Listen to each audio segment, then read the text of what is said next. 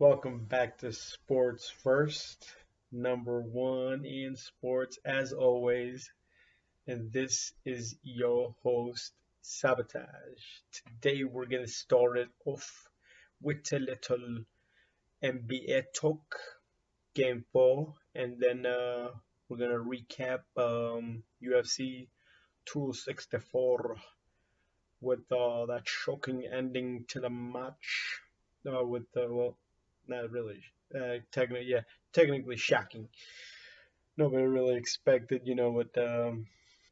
We'll just get to that later. You probably already know. If you didn't, you will get to know.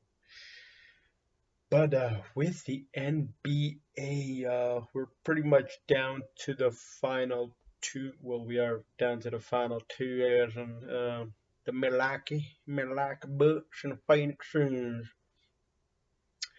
Phoenix or Phoenix Suns, the Buckers, the Bucks, the Buckers, the Buckers were down. What was it? 2-0 to the Suns. But that that usually happens when you have the home court advantage or home pretty much the you got the better record. You should know this is if he's NBA fans. But yeah, pretty much Suns have the home court advantage. Pretty much went 2-0, and the the Bucks brought it back. I did favor in the last video. Well, the last video I did mention that I had the Bucks most likely. I took the least popular option, as in Bucks winning it. Even though I don't know, I'm all around fan of both teams. I guess like certain players. Now I've been big on the Booker man, not Booker T, five-time champion, but also kind of big on Giannis. I feel like he can step up his game as in shooting all around, and he'd probably be the best player in the league. But yeah, that that title probably goes to KD after showing what he did in the playoffs. Even though he coulda, woulda, didn't do it though. So in a way, you would think, oh boy, Jones would be the best player in the world. But when you have a healthy LeBron James, he can be. I mean, there's a whole bunch of players that can be. It's kind of hard right now these days saying who the best player in the world is and all that. But back to the game. The Bucks had a really good game three actually. I mean, it was never really close once they went home. With them Deer District fans, them Rowdy fans. Never really was close. I mean, pretty much all the way till I guess it was close. What during the first and the second? I don't even know if you could say second quarter, but Devin Booker did have foul trouble in that game three as well. But yeah, that game was pretty much done with. You know, pretty much after the second quarter, I would say. With the during the very ending of the third, it was pretty much over. With 3 minutes or so left, it was pretty much a 27-point lead. There was a time it was 24. Then they ended up winning about 20. But in this day and age, you really can't step too far away from the TV or the tele, or you might end up missing a comeback. As in y'all remember how the Sex messed up really bad. But game four, same place, Father Fon Stadium. Um, them Bucks showed up pretty much again, much closer game, much closer. I feel like the Suns could have easily had it, but once again, them fouls, Devon Booker just foul troubles pretty much throughout the whole game. I think it was in the they had to take him out in was it the first or second? It was one of the two because he got two early fouls, and then during the third he was pretty much already at his fourth, and actually he might have already had the fifth one during during the third, but I don't think he got ejected or nothing. But still, that just he could have probably pretty much played. I feel like he could have played throughout the whole game, because they needed him. Chris was had a pretty decent game, but not what we have been expecting. I guess in a way it's not really a good game at all from Chris. Technically, he's I mean with 10 points, 7 assists, and 4 rees. That's actually a really bad game from him. Compared to the majority of games he's had. He's pretty sure in the series he's had a 40 pointer. He's had a couple of 40 pointers in the playoffs in total. Um, but yeah, kind of bad outing from the bar with 37 minutes played. I guess that's not too great, not too bad. 12, 19 total points from him and Cam Payne. As two of their main guards. As in create guards. Since D does create too, but D-Book is just technically the shooting guard. But I guess usually it's majority of times the best player creating out there. Da didn't have the greatest game either. Bridges wasn't. I guess he was decent, but 5 rebounds, 7 points, ain't too great. Crowder actually showed up. Jay, he actually showed up, which a lot of these games, I think there's been a couple of the games where he's actually had 0 points. Nil. Yes, he's had nil. Zero. Zilch. Which ain't too great, but Cam Johnson actually had a pretty good game 3, but still, I didn't come with a win. Game 4 wasn't too bad, 10 points, 1 assist, 1 rebound, with 29 minutes played. Kid's gonna be a future star. If you've been watching this year, you could tell that he's been outstanding. He's been ballistics.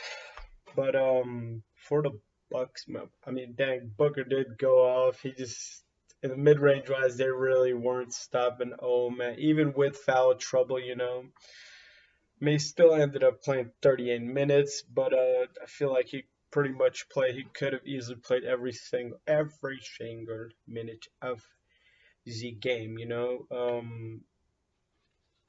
Compared to with Giannis and Drew, Chris, all of them put playing full 43 minutes.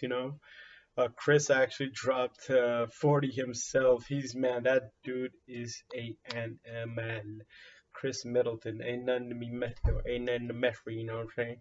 Um, was what during the Nets series, when they were actually down, I was saying, man, I did say, I said if some of these guys could actually, level it up a little bit, like Pat Connaughton, Chris Middleton, Drew, a couple of these guys, and just support Giannis, they would, pretty much, they still weren't out of it, And lo and behold, some of them started playing, and they've been playing much. Well, they're here now, they're in the friggin' finals. So that tells you something, Brook Lopez had some good games, leading up to all this situation. Drew Holiday, All NBA defensive team. I'm sure he was first or second, but you also got Giannis in there too. So and PJ Tucker, one of the best defenders in the NBA. Mr. Bob Porter didn't really have too good of a game, but he was out there, still got the 5 rebounds and had that one freezes. So that ain't too bad for him. Connaughton put up a couple of points. Brook had a pretty decent game, as in Tucker, what you're really looking for him is mainly his defense. So, similar to Jay Cry, it's more of a defense and just other categories you're looking at for him with one to certified rebounds, not the main scorers, If you want to get them points from him, you mainly looking at Chris and Giannis Antetokounmpo. But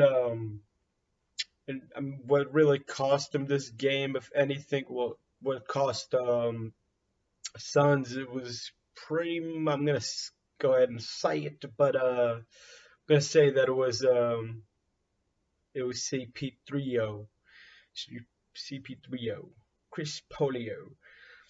Sounds wrong. Sounds messed up. But I'm gonna go ahead and say yeah, it was kind of Chris Paul with a couple of ugly turnovers. I mean, I don't think I could blame anybody else. I mean, D-Book had somewhat foul troubles, and I don't know. He just wasn't really not what you expect from Chris Paul at all. I'm pretty sure. But yeah, nothing what you expect. Nothing at all what you expected from Chris Paul. But DA could have put a couple of more points, but still, they still could. I feel like they should have actually won the game, even though I chose the Bucks to win this, series and get that chip, even though they were down. Um, but still, I mean, also Bridges could have put up a couple numbers, but I guess with Crowder putting up points, that makes up for it. So, you know. That's not too bad, but Chris came in clutch in those last couple of minutes, man. I just drowning.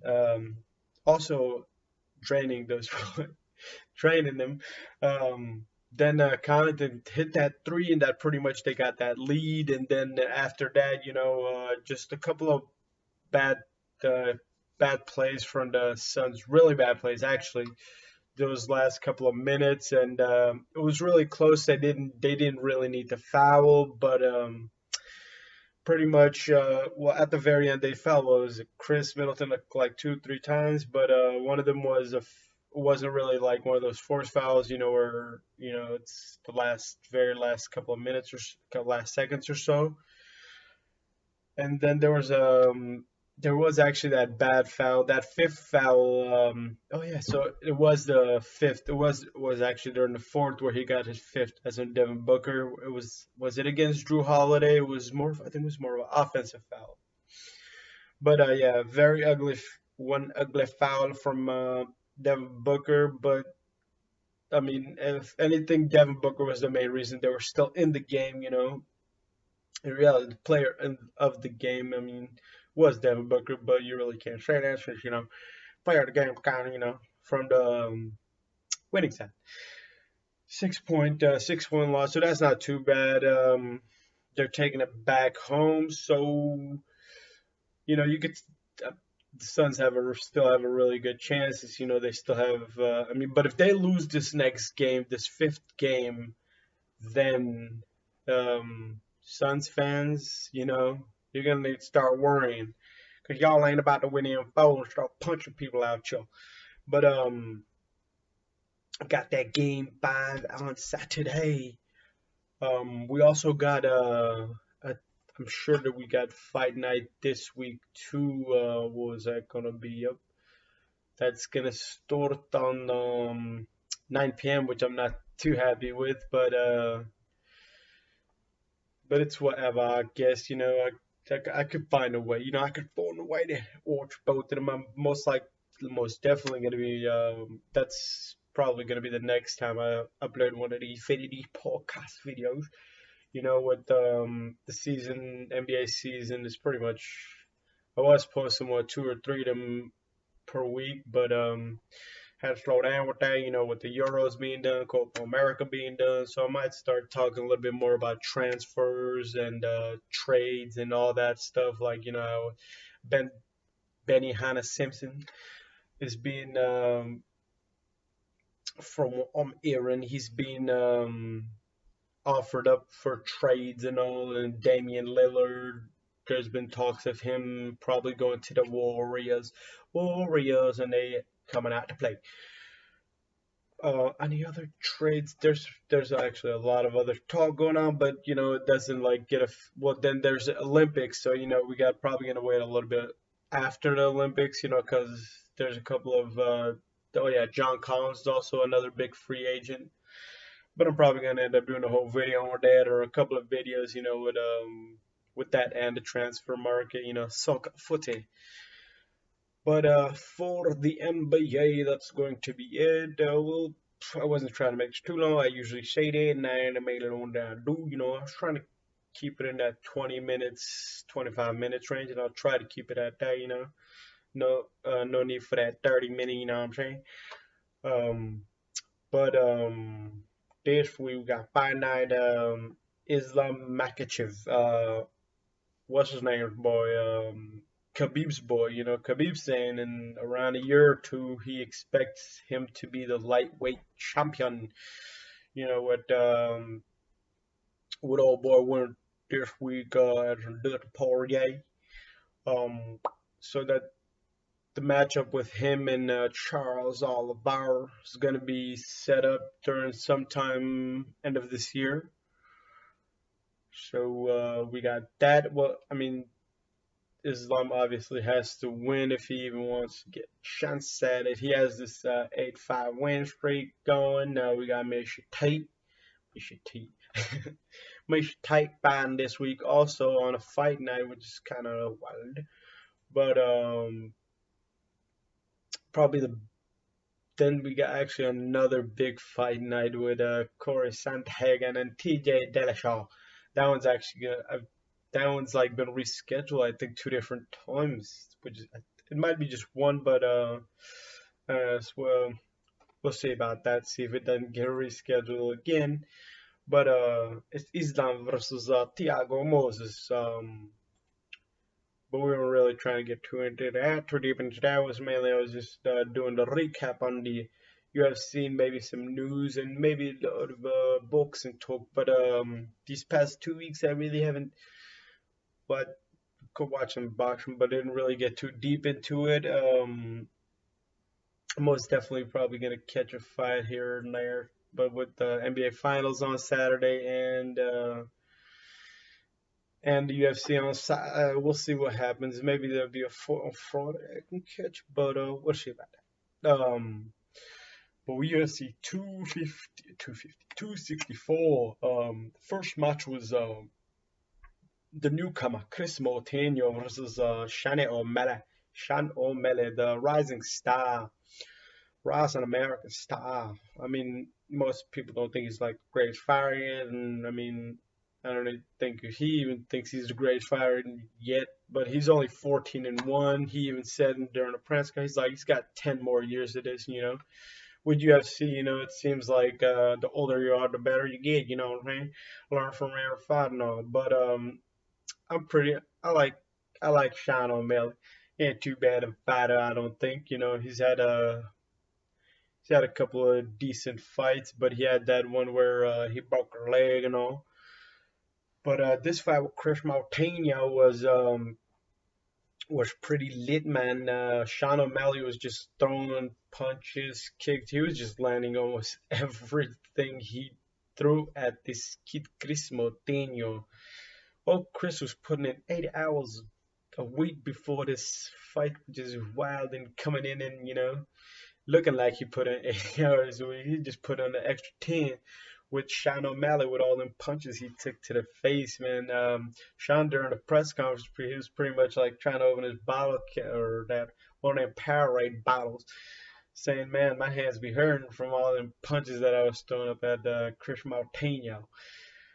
But yeah, I'm shocked at how long that dude stuck around with Sean O'Malley. With just literally every punch, anything that Sean O'Malley was hitting him with, just landed. Wasn't I don't remember even a single like takedown attempt from either fighter. I don't know if I missed it, but I'm sure I watched and then I rewatched the gosh darn fight. But yeah, just Chris didn't really have a chance, to be honest. I don't even remember. I mean, Chris on Instagram did post that like he was like some like with people saying that he didn't land a shot. I think it was a knee or a kick that he threw, and it was a picture that looked like it landed, but he did land some punches and all. But just crazy the amount of punches old boy Shane O'Malley was landing. Then there was the Yana versus Aldana fight. That was pretty brutal, as in Yana just didn't seem like she stood a single chance. And heck, both fights, both bantamweights, neither one of them was really a contest. Even though the Sean O'Malley one went to the third friggin' round, that wasn't really. I mean, even I think it was Dana White even said in the conference that one could have easily been stopped in the second round. Just Chris Martinez just has a really tough chin, but Aldana, that fight was pretty much. I don't think that one was really like was an actual technical knockout. She was just on the ground, just getting pounded on by or Aldana was pounding on old girl Yana. Um, she pretty much referenced old boy Moreno, saying that hopefully she gets a chance at the bantamweight championship. But yeah, that fight was pretty much wasn't really too much going. I mean, there was a little bit of wrestling, just elbow bringing hit all over. She was just get pounded down pretty much from what I watched.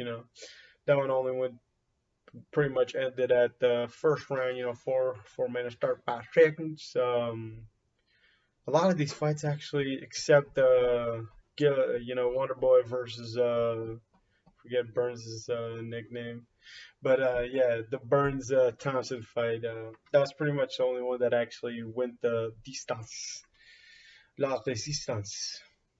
But Tua Taavosa versus Greg Hardy. That one shortest fight at night. They pretty much just went at it. Greg Hardy actually landed a punch on Taavosa that messing up Taavosa's land name, but I could have. I thought it was gonna not. It looked like it pretty much went back a little bit. Forget if it was a left or right hook, but it was one of the two, and well, he threw two of them, and one of them landed, the other one didn't. But Ty went back, and it just looked like he was actually about to get knocked out. He didn't get knocked out, obviously. But then Ty hit a Greg Hardy with pretty much just another punch and well, another hook, and that just knocked Greg Hardy out. Took him back to the NFL days. But yeah, that fight was pretty short. Greg Hardy didn't really look like. I mean, he did say he was gonna pretty much scrap with him, in which he did, and just didn't turn into great for old boy. But hey, I mean, Greg Hardy hasn't really been in the UFC game for too long. 7-4. That's not. I mean, he's still got time to improve and all. His main weakness was the wrestling, but didn't really want to do any of that wrestling stuff or anything. But for the welterweight co-main, the co-main event has, as in Stefan Wonderboy versus Gilbert Burns. For the Gilbert Burns versus Thompson fight, that was pretty decent fight, but could have been much, much better. I mean, much better. When they were standing up and actually going at each other. But if you want to be Thompson, you really can't do that. You can't just try to, trade blows with the mate, with his kickboxing background and all. Yeah, so pretty much Gilbert Burns played it really smart. Just I don't know. For me, it was just yeah. I don't even remember. I don't think Thompson actually won a single round in that fight. With just Burns just pretty much manhandling. I wouldn't say manhandling. It was. I mean, it was still a pretty decent fight from Thompson, but just not really anything too great. It just Burns just anytime he got close, would try to go for the takedown. Um, I guess in the very end of the fight, you can't say he was close to manhandle him. He actually hit him with a good amount of illegal shots to the back of the head. He's trying to go for some hammer fist stylish punches. I don't know if they were hammer fist because he was still kind of, he was leaning against the fence and all. But yeah, that one was just kind of in a way it could have kind of been a boring fight. In the very beginning of the fight, these guys were just kind of not really standing around, just filling each other out. Is for like the first 30, 40 seconds, nothing was really being thrown. I'm like, oh man, this we're having a Francis Ngannou, Derek Lewis style of fight where nobody's really not really scared of each other, just none of them trying to get knocked out or nothing. But I mean, Thompson actually had a couple of good kicks, with that reach, with them long feet, or long legs, out there, just pretty much. But Burns pretty much, I would say, kept his distance. But even then, anytime he get too close, Burns would kind of go for them takedowns. Even though in the press conferences or the press conference, he did say he was actually trying to go for the knockout, which he technically did try, I guess. In the very last round, he did kind of go for some. I mean, he pretty much got close to knocking him out, actually, but it pretty much went the full 3 rounds. And I mean, if he really did, we're trying to knock him out. He would have probably been a little bit more, scrapping wise. But then again, that's if you're a real experienced fighter, I don't know if you want to try to do that kind of stuff. Wonder Boy could hit you with some kicks or something. With all that kickboxing background with that 75 and 0. But yeah, his record just starting to look a little bit ugly. Stephen Thompson, he's had that. He also had that fight with that loss with Tyron Woodley. Burns is coming off that loss against Usman, champion, welterweight champion. Still ranked. Was it? I think he's ranked third still. Right behind. Actually, I think Covington is ranked first. Since Usman's a champion. Donald Trump's favorite fighter. But as Covington likes to call him, Juiceman, Marty, Marty Juiceman. Man, that's Juice Man. That just he just give me a day. But other than that, for Gil Burns, David Thompson, he pretty much said he'd be willing to fight Diaz, Covington. He brought up a couple of other fighters. I forget that. He brought it up a couple of times. Actually, brought it up during a press conference and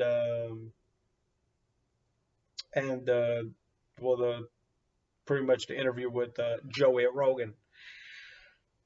But for that, we'll get back to that sometime. How about that? How about that? For the very last fight of the night, the main event, it was Dustin versus Conor McGregor.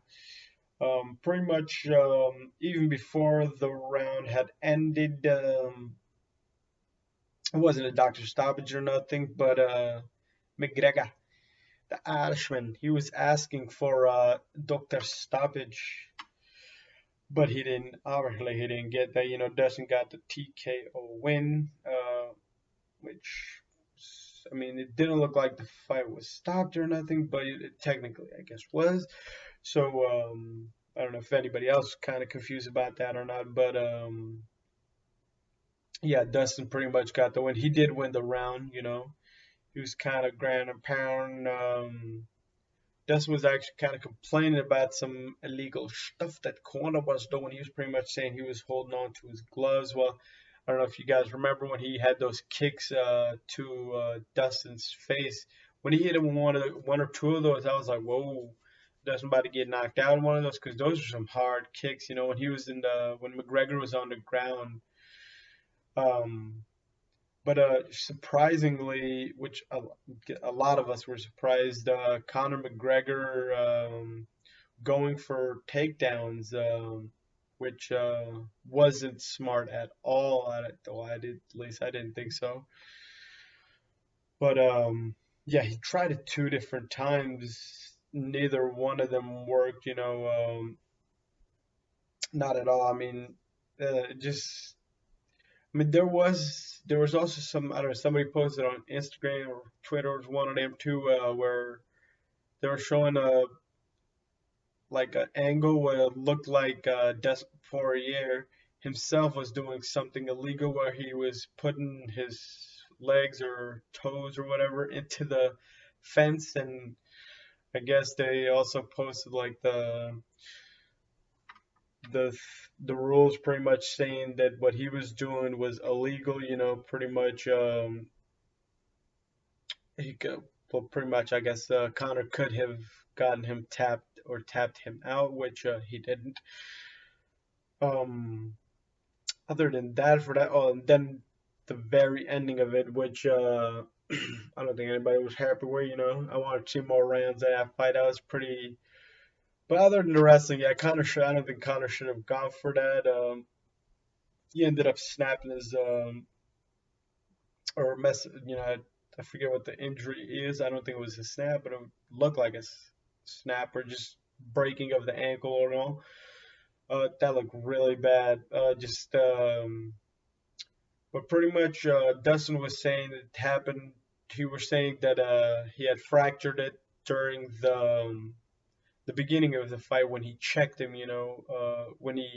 Because Conor did come in, pretty much started off kicking. A couple of hard kicks, and was actually going for a couple of punches and all. It uh, just wasn't calling a fight that was pretty good. I guess it was pretty decent for a one round main event.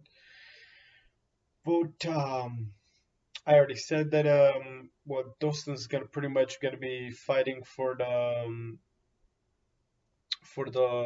title next during the ending of the year against Dr. Charles Oliveira, Charles Xavier. Yeah, X-Men joke wasn't too great, but hey. Other news is on the and then y'all probably heard about that controversy with Francis Ngannou, Derek Lewis said he gone. We're gonna be having that when is that UFC 260?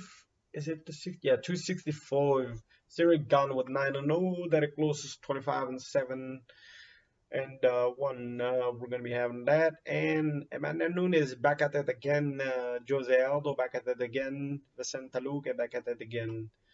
A lot of good fights in that one right there, or especially a lot of fighters that I personally look. But guess that's going to be it. Sabotage out. Like, comment, and all that other good stuff. And we'll be back with another one hopefully Saturday, Sunday-ish. It's most likely going to be Sunday-ish because just cause I mean probably yeah, most definitely Saturday or early Sundays. And the AMs are one of them. So sabotage out again.